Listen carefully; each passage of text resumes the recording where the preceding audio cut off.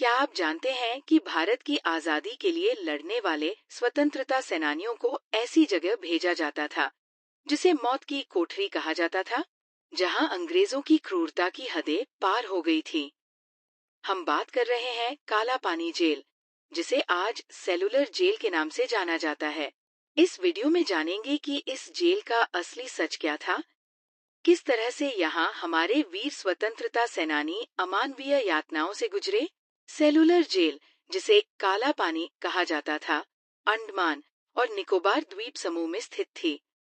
1896 में अंग्रेजों ने इसे बनवाना शुरू किया और 1906 में ये पूरी तरह बनकर तैयार हुई।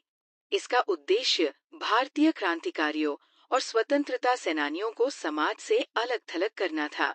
सेल्यूलर जेल की कोठरी नंबर 52 है, जहां भारत के महान स्वतंत्रता सेनानी वीर सावरकर को 10 साल तक रखा गया था। उन्होंने जीते जी नर्क का अनुभव किया था। अंग्रेजी हुकूमत ने उन्हें 50 साल के कारावास की सजा सुनाकर सेल्यूलर जेल भेज दिया था।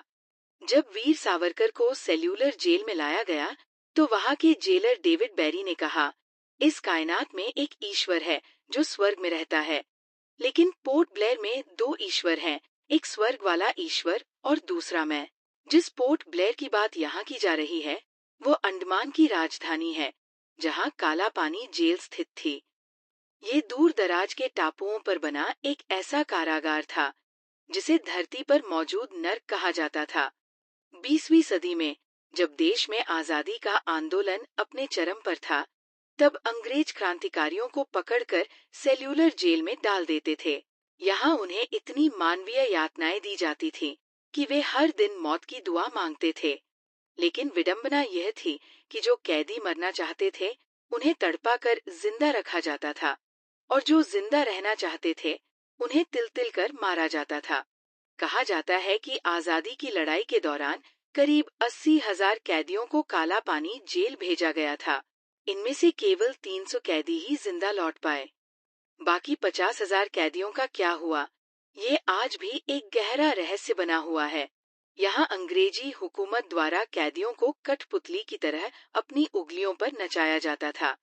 दिन भर उनसे कठोर मेहनत करवाई जाती, और जो कैदी काम पर न जा पाए, उसे कोड़ों से पीट पीट कर मरने के लिए छोड़ दिया जाता था। सन 1850 में अंग्रेजों ने हिंदुस्तान के बड़े हिस्से को गुलामी की बेड़ियों में बांध रखा था। उस दौर में आजादी के लिए उठने वाली हर आवाज को दबा दिया जाता था और आवाज उठाने वालों को यातनाएं दी जाती थी। लेकिन 1857 में अंग्रेजों के खिलाफ एक बड़ी आवाज उठी। ये था हमारा पहला स्वतंत्रता आंदोलन, जिसे दबाने के लिए अंग्रेजों ने क्रांतिकारियों की बड़े पैमाने पर धरपकड़ शुरू कर दी। तब उन्हें या तो फांसी पर लटका दिया जाता था या फिर तोप के मुहाने पर बांधकर उड़ा दिया जाता था। लेकिन धीरे धीरे क्रांतिकारियों की संख्या पहले दर्जनों में पहुंची और फिर हजारों में। इतने बेकसूर लोगों को मौत के घाट उतारना अंग्रेजों के लिए अब संभव नहीं था।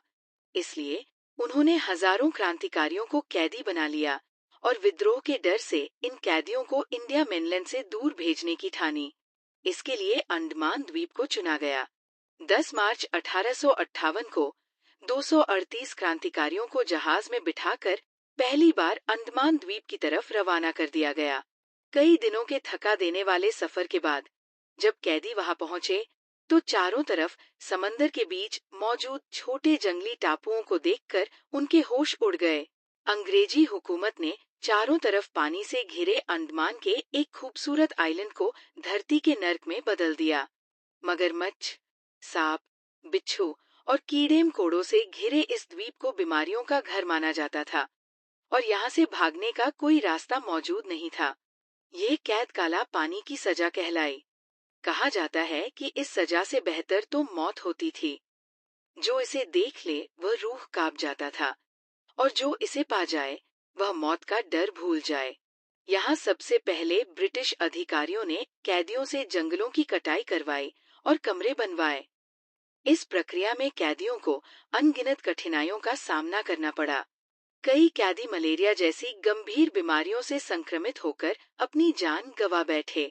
वहीं कुछ जहरीले सांपों और बिच्छुओं के काटने से या इस द्वीप के कठोर और प्रतिकूल वातावरण के कारण मारे गए। इन कैदियों से अंडमान की राजधानी पोर्ट ब्लेयर में पहली जेल का निर्माण करवाया गया, जिसमें छोटे छोटे कच्चे घर बनाए गए थे। लेकिन जैसे जैसे कैदियों की संख्या बढ़ी, ब्रिटिश हुकूमत ने यहाँ और अधिक कैदियों को भेजना शुरू कर दिया। इसी वजह से 1896 में सेल्यूलर जेल का निर्माण किया गया, जिसे बाद में काला पानी जेल के नाम से भी जाना जाने लगा। लेकिन इसका नाम काला पानी ही क्यों पड़ा? तो उसके पीछे भी एक दिलचस्प कहानी है। दरअसल उस समय हिंदू समाज में ये धारणा प्रचलित थी कि समुद्र यात्रा करने से व्यक्ति का धर्म भ्रष्ट हो जाता है। ऐसे लोगों को समाज से बाहर कर दिया जाता था। इस मान्यता के कारण समुद्र के पानी को काला पानी कहा जाता था और इसी वजह से अंडमान के इस कैद को काले पानी की सजा का नाम दिया गया। अब सवाल उठता है कि काला पानी जेल का निर्माण कैसे हुआ? तो शुरुआत में अंग्रेज अधिकारियों के लिए आवास, कमिश्नर हाउस, चर्च और कॉन्फ्रेंस रूम जैसी सुविधाओं का निर्माण करवाया गया। इसके बाद मुख्य सेल्यूलर जेल कॉम्प्लेक्स के लिए जगह बनाई गई। यहाँ एक टावर खड़ा किया गया, जिसमें एक घंटा लगा हुआ था। ये घंटा किसी भी गड़बड़ी की स्थिति में बाकी अधिकारियों को सतर्क करने के लिए इस्तेमाल किया जाता था। इसके बाद टावर के बाहर की ओर 7 इमारतों का निर्माण हुआ, जिन्हें विंग्स कहा गया। हर विंग 3 मंजिला थी, जिसमें कुल 696 सेल बनाए गए। इन्हीं सेल्स की वजह से इसे सेल्यूलर जेल का नाम दिया गया। ये सेल खास तौर पर इस तरह डिजाइन किए गए थे कि कोई कैदी दूसरे से संपर्क न कर सके और किसी स्वतंत्रता आंदोलन की योजना न बना पाए। हर विंग का मुख दूसरी विंग की दीवार की तरफ था। करीब 15 गुना 9 फीट के इन सेल्स में 9 फीट की ऊंचाई पर खिड़कियां लगाई गई थी, ताकि हवा और रोशनी अंदर आ सके। अब आप पूछेंगे, इतनी ऊंचाई पर खिड़कियां होने से कैदी जेल से भाग सकते थे ना? तो इसका जवाब है नहीं, बल्कि मगरमच्छों से भरे समुद्र के बीच इस जेल की दीवार छोटी रखी जाती थी, ताकि लोग बाहर निकलने की कोशिश करें और दूर दूर तक पानी देखकर वापस आ जाए और गुलामी को जीते रहें। यहाँ से भाग पाना मुश्किल ही नहीं, नामुमकिन था।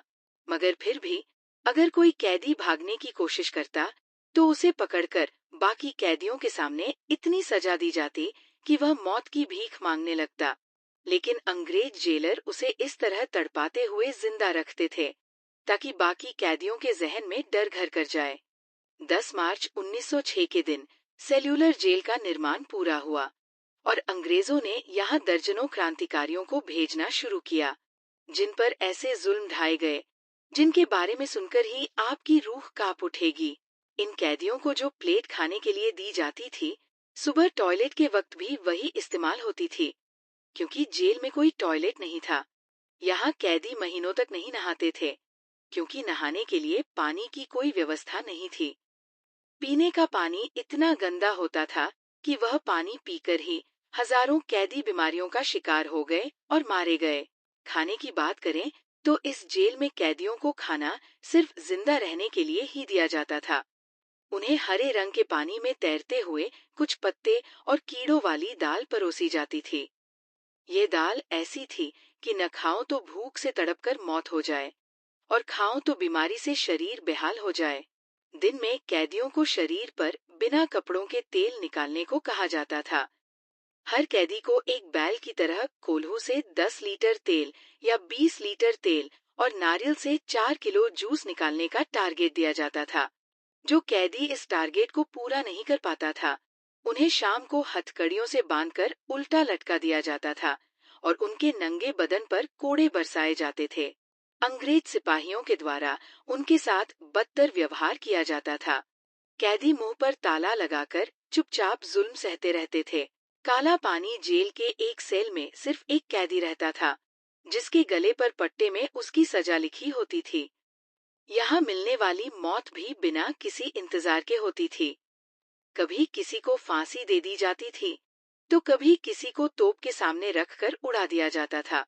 वहीं अगर कोई कैदी बीमारी का शिकार हो जाए, तो उसका इलाज करवाने के बजाय उसे समंदर में तड़पकर मरने के लिए फेंक दिया जाता था। रात में सोने की बात करें तो इन छोटे छोटे कमरों में कैदियों के पास न पलंग था, न रजाई। उन्हें कड़ाके की ठंड में सीधे जमीन पर सोने के लिए मजबूर किया जाता था। रात में अगर उन्हें टॉयलेट लगे तो उसी खाने वाले बर्तन में उन्हें अपना मलमूत्र त्यागना पड़ता था। ये बर्तन इतना छोटा था कि टॉयलेट बाहर फर्श पर बिखर जाता था और कैदियों को अपने मलमूत्र में सोना पड़ता था। फिर सोने में मुश्किल से 3 से 4 घंटे भी बीतते कि मुख्य टावर की घंटी गूंजने लगती।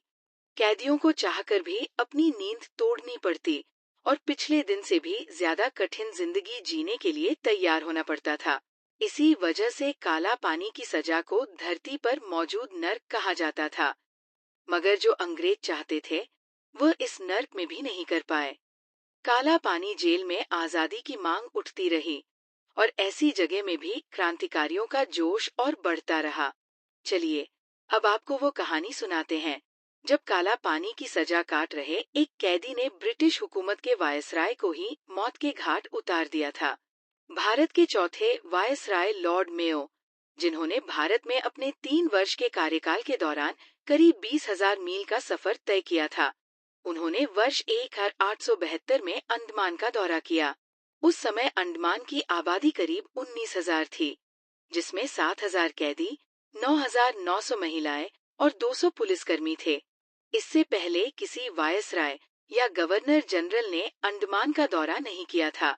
8 फरवरी 1872 को लॉर्ड मेयो ने माउंट हैरियट का दौरा किया, जहां करीब 1,100 फीट की चढ़ाई करके उन्होंने सूर्यास्त का नजारा देखा।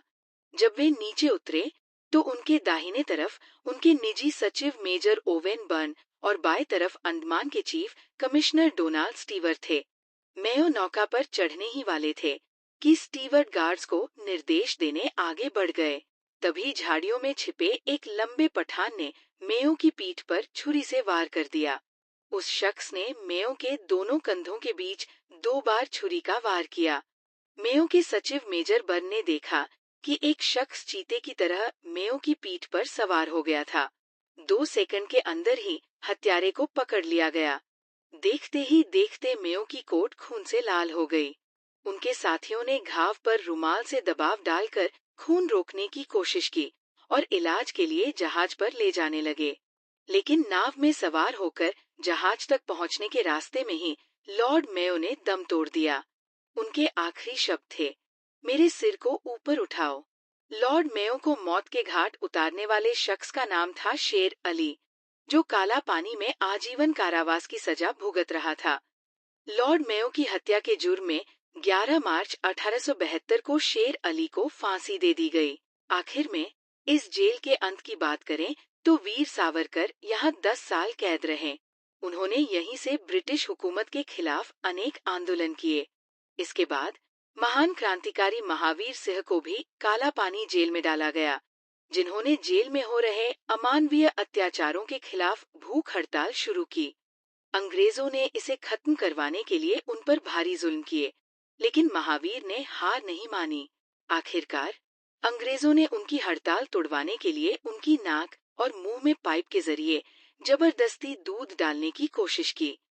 इस क्रूर प्रयास में महावीर सिंह की मौत हो गई।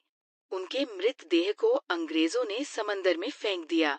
महावीर सिंह की शहादत की खबर जब सेल्यूलर जेल में फैली तो करीब 230 कैदियों ने भी भूख हड़ताल शुरू कर दी। फिर 1941 में महात्मा गांधी, रविंद्रनाथ टैगोर और अन्य प्रभावशाली नेताओं ने अंग्रेजों के इस बर्बरता से भरे काला पानी की सजा को खत्म करने की मांग उठाई। इन सभी के दबाव के चलते अंग्रेजों ने सेल्यूलर जेल को बंद कर दिया और यहाँ मौजूद सभी कैदियों को दूसरी जेलों में शिफ्ट कर दिया गया। लेकिन वो कहते हैं ना, जैसे को तैसा मिलता है। जिस सेल्यूलर जेल को अंग्रेजों ने भारत के स्वतंत्रता संग्राम सेनानियों पर अत्याचार करने के लिए बनाया था, उसी जेल में बाद में खुद ब्रिटिश सैनिक भी कैद किए गए। दरअसल 1942 में विश्व युद्ध के दौरान जापान ने अंडमान निकोबार द्वीप समूह पर कब्जा कर लिया। तब उन्होंने अपने दुश्मन यानी ब्रिटिश सेना के कैदियों को इसी काला पानी जेल में बंद कर दिया। जापानियों ने इसी जेल में अंग्रेजों को वैसी ही सजा दी जैसे अंग्रेज भारतीयों को देते थे। काला पानी केवल एक जेल नहीं थी, ये स्वतंत्रता संग्राम की सबसे भयानक गवाही थी। यहाँ दी गई यातनाएं ये साबित करती है कि हमारी आजादी कितनी कठिन संघर्ष के बाद मिली। हमें अपने स्वतंत्रता सेनानियों का सम्मान करना चाहिए और उनके बलिदानों को कभी नहीं भूलना चाहिए। वीडियो को लाइक करें और शेयर करें ताकि अधिक लोग इस भयानक सच्चाई को जान सकें।